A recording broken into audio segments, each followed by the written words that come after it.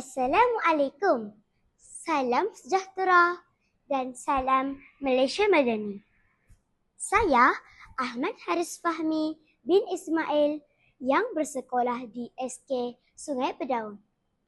Hari ini saya ingin berkongsi sebuah cerita hikayat Melayu yang penuh dengan pengajaran dan nilai murni.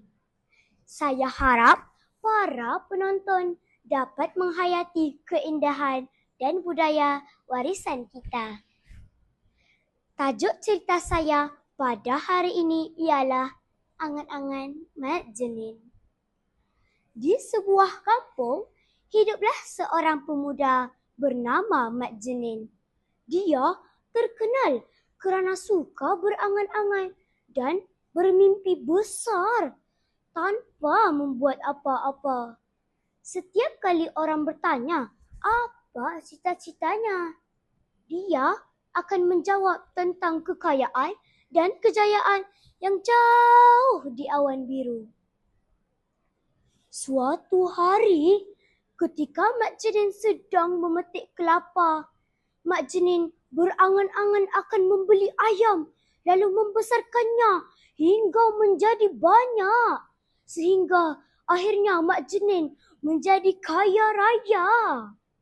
Dia membayangkan dirinya memakai pakaian yang mewah dan hidup dalam kemewahan.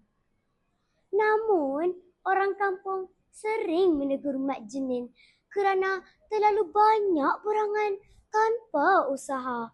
Mereka berkata, kalau nak berjaya, kenalah usaha dan kerja keras juga. Usahakan tangga kejayaan. Walaupun begitu, Mak Jenin tetap dengan impiannya. Dia percaya suatu hari nanti impiannya akan tercapai walaupun dia belum melakukan apa-apa langkah yang nyata. Tiba-tiba, seekor tupai yang meneruk di celah pelepah pokok datang secara mengejut.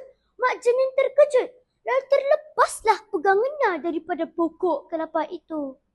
Maka jatuhlah dia daripada pokok kelapa itu. Malangnya nasib Mak Jenin menjadi mangsa angan-angannya sendiri. Kesimpulannya, cerita Mak Jenin ini mengajarkan kita bahawa bermimpi dan berangan-angan itu bagus.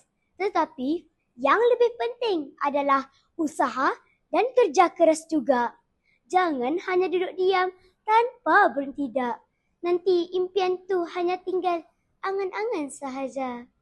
Sekian, wabillahi taufiq wal hidayah. Wassalamualaikum warahmatullahi wabarakatuh.